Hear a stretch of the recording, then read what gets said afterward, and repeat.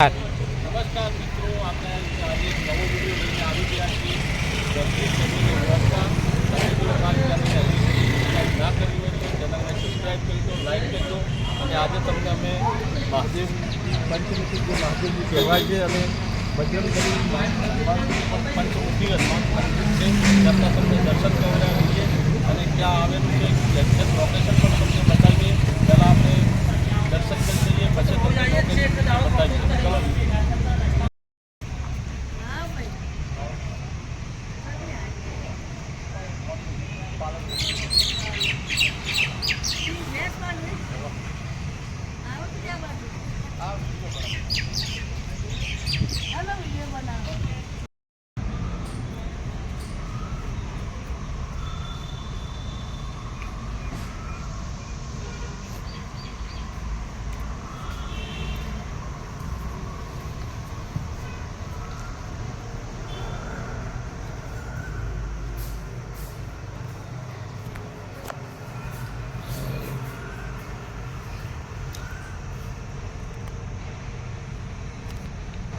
મિત્રો, આપણે આ પંચમુખી હનુમાનજી છે જે તમે મહેરબાન દર્શન કરી લીધા. તમે પણ દર્શન કરી લો મિત્રો, અને સૌની મનોકામના પૂર્ણ કરે હનુમાનજી. તમે પણ કોઈ દિવસ આવો તો અહીંયા દર્શન અવશ્ય કરજો.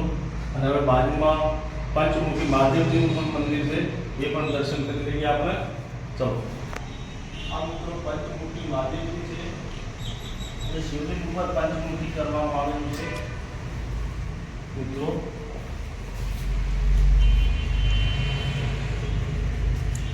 એક મુખી મિત્રો, બે મુખી, અને આ પાછળ એક મુખ, ત્રણ, આ ચાર, અને ઉપર પાંચ. આ પાંચ મુખી મહાદેવજીની મૂર્તિ છે, શિવલિંગ મિત્રો તમે જોઈ શકો છો. અને સામે પાર્વતીજીની મૂર્તિ છે. જગતજનની ઉમિયા માતાજી.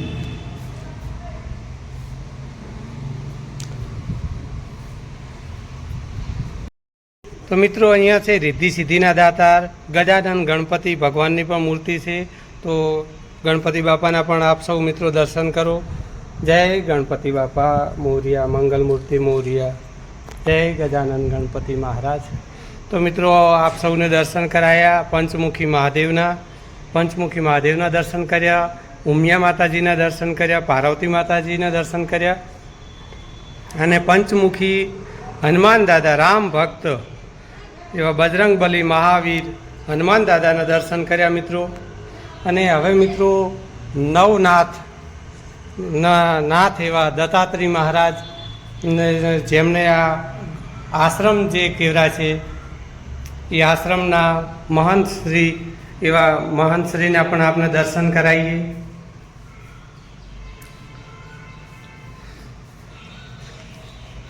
આ દત્તાત્રેય આશ્રમ તરીકે મિત્રો ઓળખાય છે. આ ત્યાંના મહંત છે, અને અહીંયા જે હાલ સેવા પૂજા કરે છે એમની સાથે પણ આપણે મુલાકાત કરીશું અને એમની સાથે પણ વાર્તાલાપ કરાવીએ. તો મિત્રો, અહીંયા આશ્રમના જે મહંતો સંતો થઈ ગયા એમના અત્રે ફોટા છે, અને આ જે સંતો થઈ ગયા અહીંયા જે સેવા પૂજા કરતા ભાઈ જોડે વાતો આપણે કરીશું. આ ફોટા કોણના છે ભાઈ, જણાવજો. આ ફોટા મહંત કિશોરીદાસ ગુરુદાસજીના છે. આ ફોટો તુલસીદાસ છે, આમના ચેલા. આ એમના બધા સાથે ભણતા હતા, એમના સીતારામ બાપુ મહારાજ. બરાબર.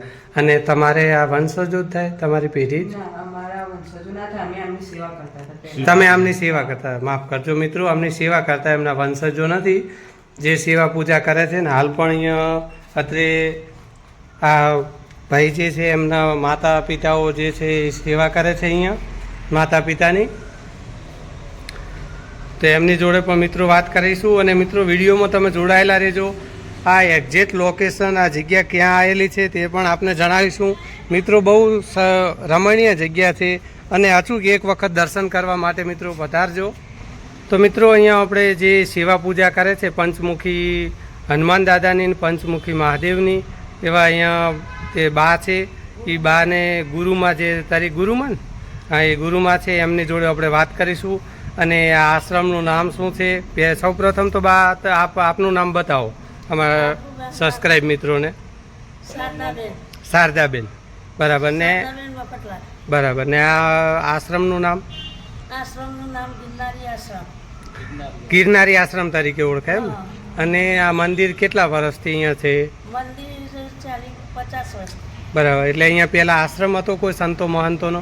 સંતોનો આશ્રમ જ હતો. છેલ્લા 35 વર્ષ રહીએ. હા.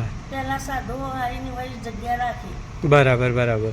અને તમે આ પંચમુખી મહાદેવ ને પંચમુખી હનુમાન દાદાની સ્થાપના પહેલેથી હતી જ કે પછી કરાવડે? મોટો ભંડારો કર્યો. મોટો ભંડારો કર્યો. અને પછી મૂર્તિઓ લાવ્યા. મૂર્તિઓમાં જીવ મૂક્યા. હા હા બરાબર. પ્રાણ પ્રતિષ્ઠા કરી. બરાબર. પુનઃ પ્રાણ પ્રતિષ્ઠા કરવામાં આવી. અને અહીંયા આપણે કયા દિવસે એમ કે કોઈ ઉત્સવ કે તિથિ ઉજવવામાં આવતી હોય છે? વાર તહેવાર? હનુમાન જયંતિ, પાછું શિવરાત્રી, મહાશિવરાત્રી, પછી પાછું કાળી ચૌદશ. વાહ વાહ બરાબર. અને અહીંયા હવન બીજું એવું કઈ? હવન કરીએ ચાલુ દિવસોમાં. ચાલુ દિવસે હવન કરો. અને કોઈ દાતારો તરફથી કે તમારા ગિરનારી આશ્રમ તરફથી?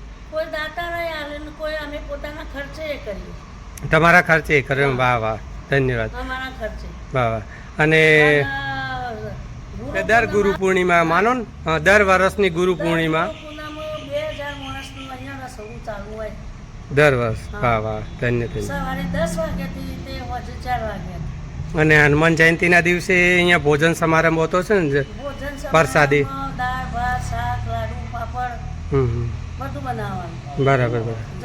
જમણવાર બધાને એમ કે જે ભાવિક ભક્તો આવે શ્રદ્ધાળુઓ એમના માટે.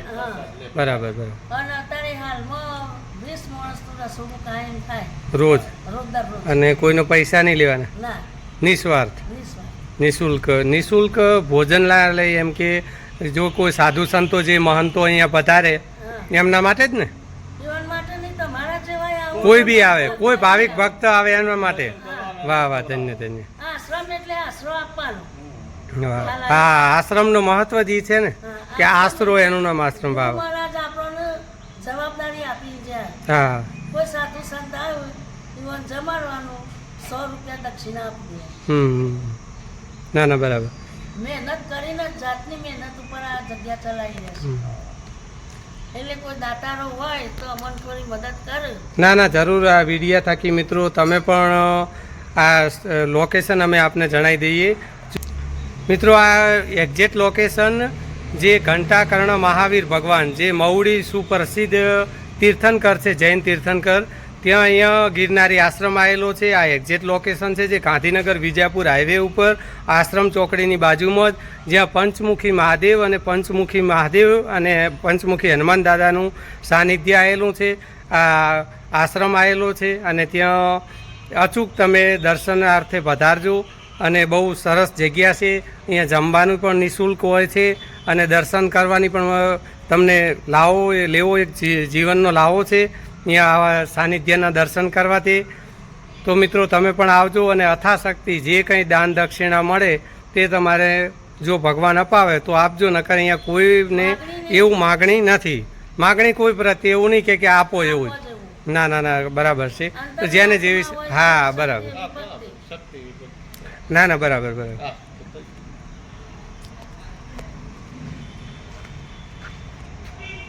ગુરુ મહારાજ જે વચન બંધાય એ વચનને પાર પાડવું પડે.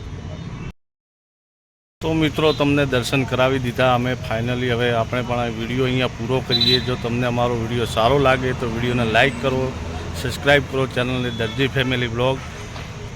જય બજરંગબલી. હર હર